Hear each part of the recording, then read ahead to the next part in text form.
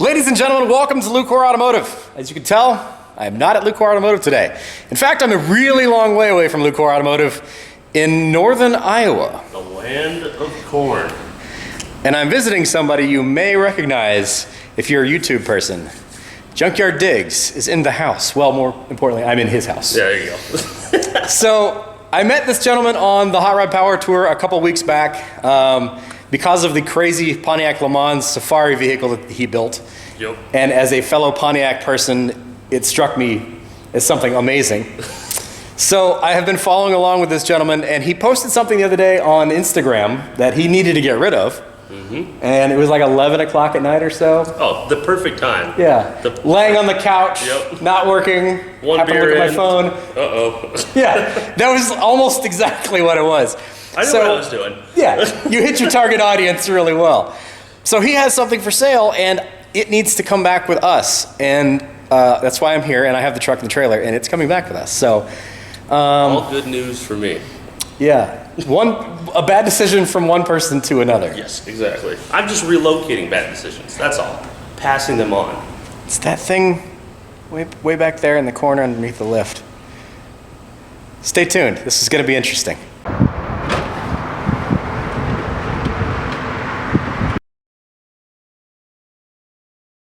All right, so you bought this as a bad decision. Yes, for yourself. Was initially posted for like $4,000 on Marketplace a long while ago, and I saw it and went, "That's awesome," but nowhere near right price point. Right. And throughout the whole summer, I think it was posted in the spring, it kept getting knocked down, and eventually he was down to like $2,500. I said, "I'll give you $1,500," because I knew it was in his way. Sure. I knew how this was going. He said, "Deal, come get it." Come get it. So I went and got it like 5 or 6 hours before I had to get on a plane and fly to North Carolina the next morning. So I threw it on the truck, brought it, set it in the shop, left, didn't know anything about it, didn't even look at it, didn't even get in it, nothing. Came back, opened the door, and realized that this is no normal car. it is a race car, but I didn't realize it was a race car. Yes. At which point I went, uh-oh. I'm in really deep. Yeah, like, I don't know what I don't even know about. I don't even know what questions to ask wrong. Right. Or who I need to ask those questions of. Yes, exactly. So, what we have here is his mistake that I'm purchasing to make my mistake. And this is a 1974 Ford Capri. Race car. Like, full-on race car.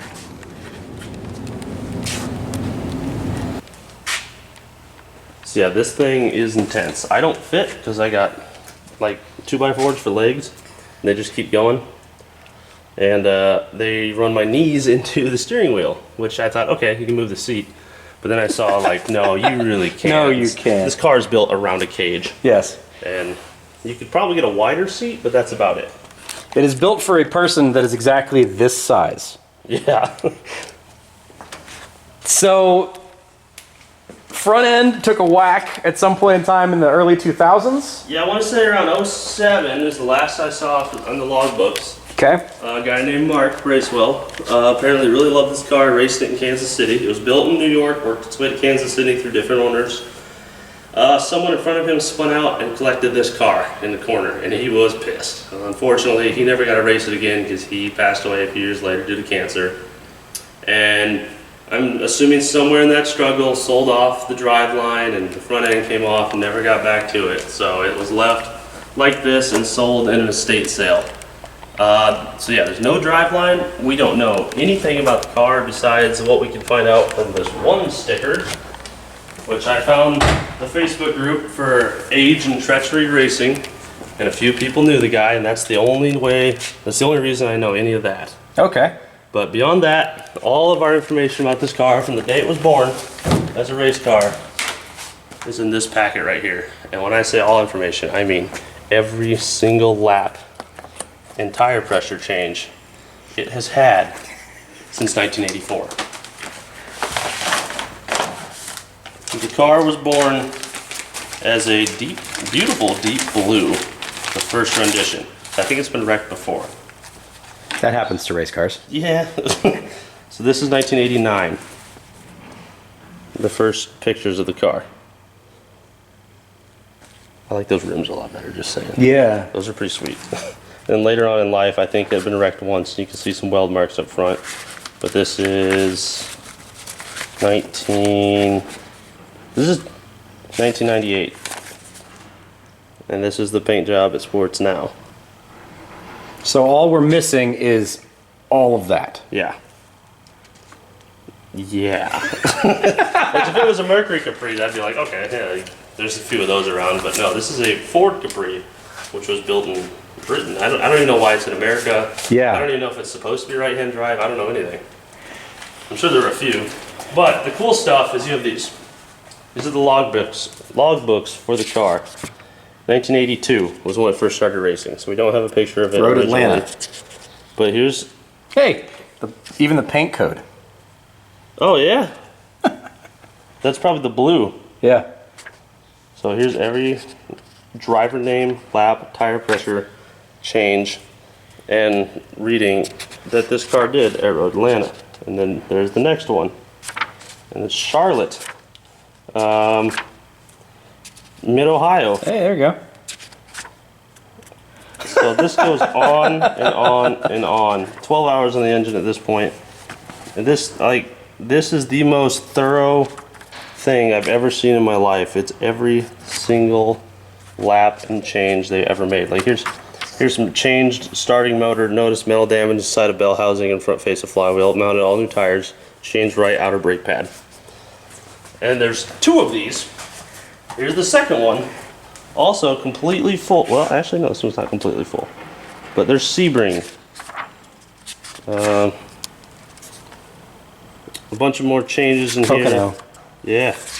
This thing has got some Lime Rock. This place has got some really cool racing history. Yeah, this thing has a ton. And most importantly, this is the Build It Back to the Way It Was When It Was First Made book. This includes the first letter he ever sent to say, hey, I want to buy a race car, and this was the 3 they had for sale. And ironically, none of those are this car. But this is every part number. Look at this. For everything in the motor, the brakes, the suspension, the body, the tires, the ignition, the electrical, the cables, the clutch, the carburetor, the transmission, the belts, the hoses, the fuel, the rear end, the oil. And this is how they set their cam timing or ignition timing. There's the first engine that was built in '84. There's the second engine that was built. It goes on in '88. It goes on and on and on.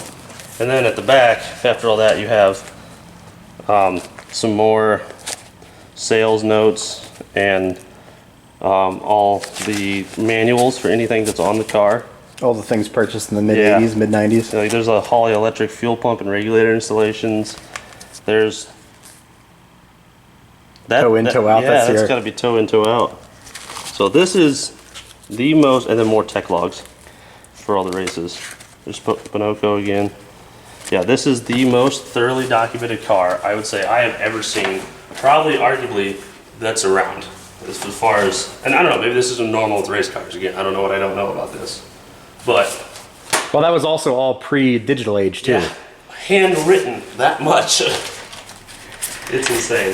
So this is the car's DNA right here. So I'm gonna turn this over to you. Oh, what am I getting myself into? Yeah, that's the question I said. I was gonna say, you probably said exactly the same thing. What did I buy? Usually I sell a car and I'm like, man, I don't know, maybe I should hang on to this. This one I'm like, no, the more I look at these, the more you say words that I don't know, I'm like, this is a good idea. This car really needs to go away. So the question that really begs to be asked, and I really honestly, this is kind of really up in the air, probably kind of up to you guys also, is how do we build this thing back? What does it become? Yeah, so you said this was originally raced with a 2-liter in it. I think so.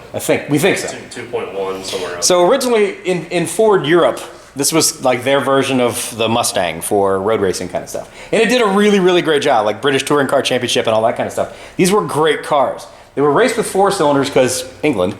And they were also raced with and built with 5-liter Mustang motors essentially in South Africa. So it does have some pedigree of having a 5-liter in it. So I've also seen people who have built these things with 2.3 Mustang like Lima motors in them. So like out of an SVO or a turbo coupe, or put a 2J in it. You really want to die. It's got a roll cage. That's true. Let's be honest. Of all the 2J car ever made. Exactly. Of all the sketchy 2JZ cars, this one's actually going to be a pretty good job. So that's really the question is going to be, what do we do with this thing? How do we build it back? What do we do to get this thing on the road? Do we bring it back as a 4-cylinder NA, high revving 4-cylinder? Does it drive? Right. Do we turn it into kind of a more of a streetable car? What's the options here? There's a ton of options. Guess the question is, what's the right decision? It's going to come down to what people want to see, what the car wants to do, and what it's going to cost, and how long it's going to take. Yeah. I don't usually like to think about the cost. Yeah. So anyway, this is our new member of our family. There you go. Hopefully it's going to be an exciting addition. It's certainly going to be exciting. Whether or not it was a good idea or not remains to be seen. So it comes with a bunch of extra tires. Like tons. These tiny little things here. They look like go-kart tires. Yeah, these. What size are these things? 225, 50, 13s. Can you even still buy these? Those are Kumos on the car. So I'm getting into a whole new world of nightmares. Yep. And then this is a 1.6. I don't know if it's even for this car. Okay, so here's a 1.6 liter, Supposedly. which I think is what they came with in England, was 1.6s. That could be. There's boxes of pistons and water pumps and seals and all sorts of stuff in the car. There's a stack of gaskets laminated between cardboard layers and stuff in there. They've all turned to ash, but they're there. You know what they're supposed to look like. So, do we put it together with this?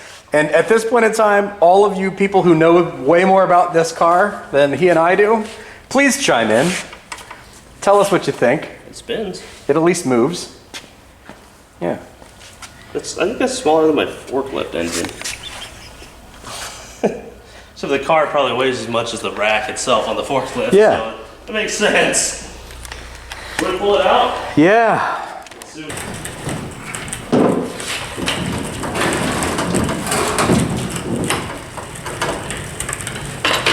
This is such a bad decision. This is so light.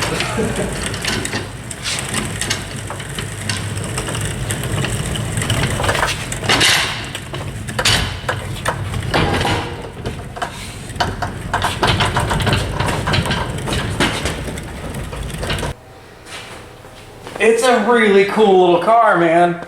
What's this? That's Bob. I think that's the guy who built it. Curmudgeon. Oh, that's a good name. That's the car's name now. The Curmudgeon Capri. Look at this little thing. That's that same Age and Treachery sticker too. How freaking cool is this?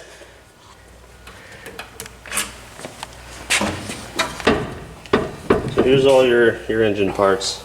Oil pumps, generators, more taillights. There's And a lot gasket, she guess I need to replace that. There's a lot of like front and rear end parts because they probably got hit a lot. Yeah, I imagine. You could see it's taken a moment or two in the hind quarter. Don't even forget, I got your bumpers up there. The last open road. I don't know what that's about. There's something heavy. Is this an exciting moment for you? Is this you're glad to see it go, or is this a? I'm moving on with, well, this spot under the lift is moving on to more familiar things for me. Okay. We're putting a Fox body under here to go drag racing, so. Okay. That'll be a lot easier to find parts for too. Yeah, still gonna be a race car, but I know what to do. Yeah. So Yeah. this was too foreign of a concept to me, and I just got too ambitious. Oh, look at those.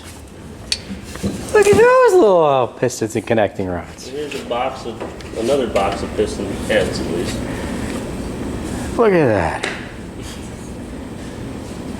We have another odd little bird at our shop that you may have never even heard of, an Isuzu Impulse RS.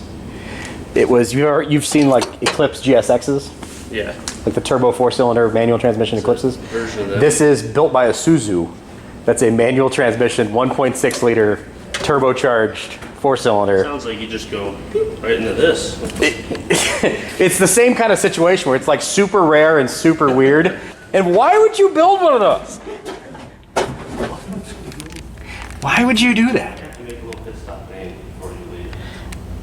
I was saying. If you're into foreign cars, there is the... Well, there she is in all her glory. 1974 Ford Capri. A whole lot of tires. Extra set of wheels. Extra set of tires. All the stuff in there. And then a whole bunch more tires up here, which Kevin used to make an engine protector because that little valuable 1.6 liter is hiding in there. So we got a 1974 Ford Capri that we got to build. Anybody have any ideas on what we should do with this? Because this is a little outside of our normal ball game.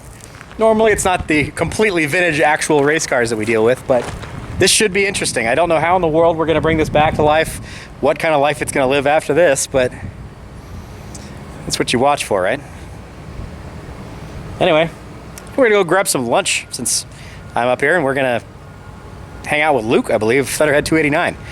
So, when you're in Iowa, you do the Iowa thing. Well, there we are, all loaded up, spent the day, had a good lunch, visited some other interesting folks that they have around the Ames, Iowa area. Weird little center of automotive YouTubiness.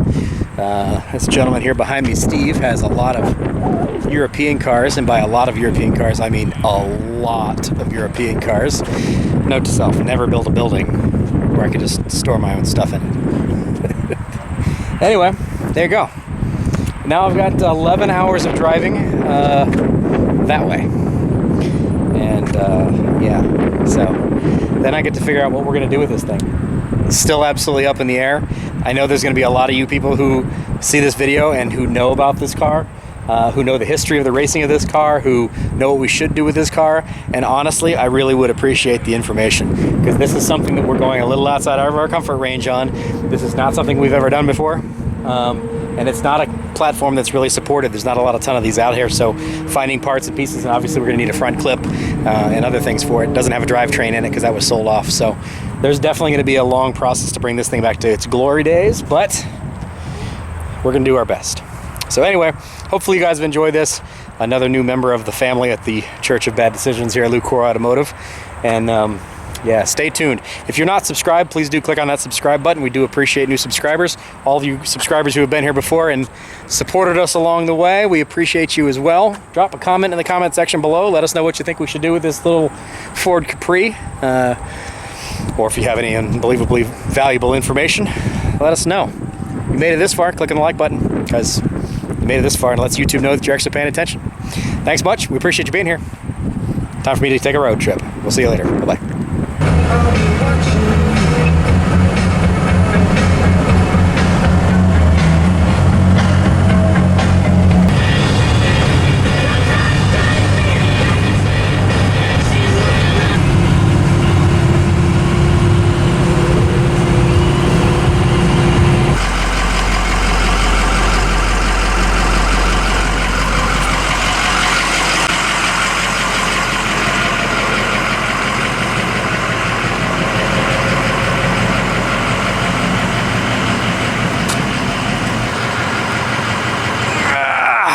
There you go.